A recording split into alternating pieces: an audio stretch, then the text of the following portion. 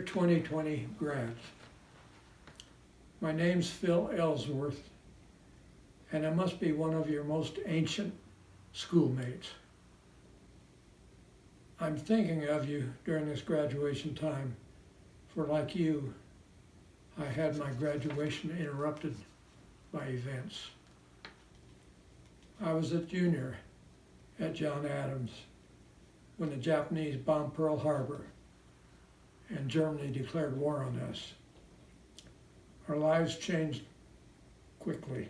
Even in Indiana, we put dark curtains over the windows because we didn't know how far the German bombers could reach.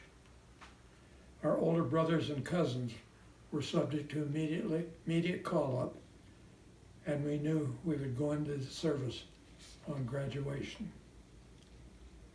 Our athletic fields became obstacle courses with climbing walls and ropes.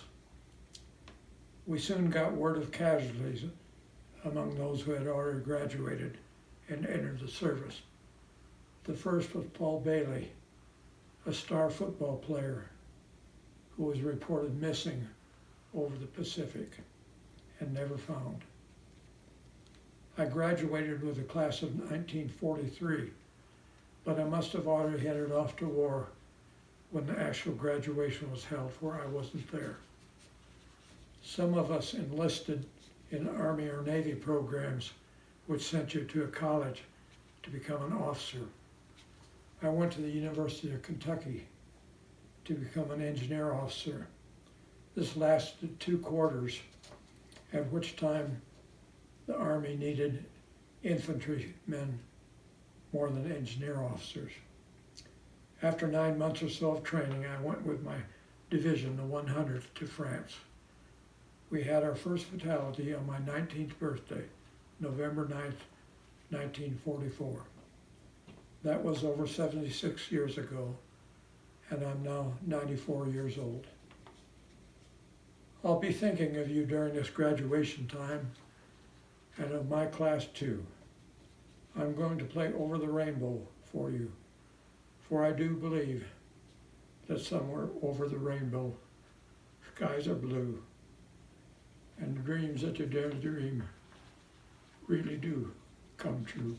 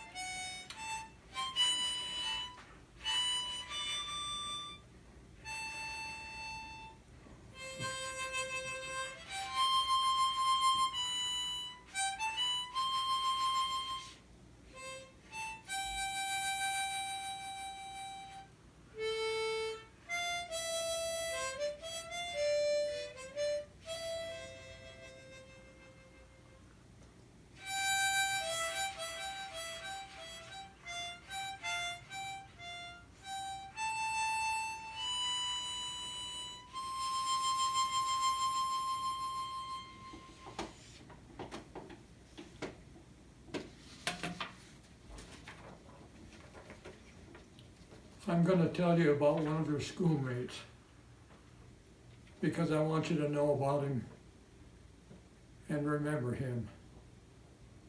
Because I believe that as long as we have someone inside us, they are, in a way, still alive.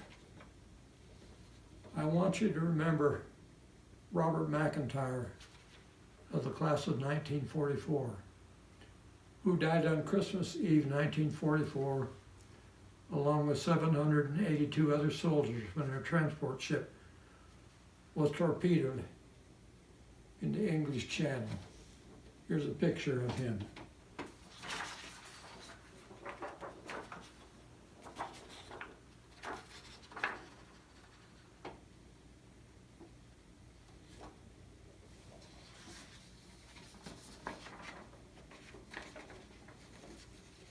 He is listed on the tablets of the missing in the Normandy American Cemetery at Colville-sur-Mer, France. Bob was a star basketball player and someone whom I remember as a joy to be around. Like you, his plans were interrupted. Please remember him and Paul Bailey and the others and those of Korea and Vietnam and more recent wars, maybe with a little plaque on a wall somewhere.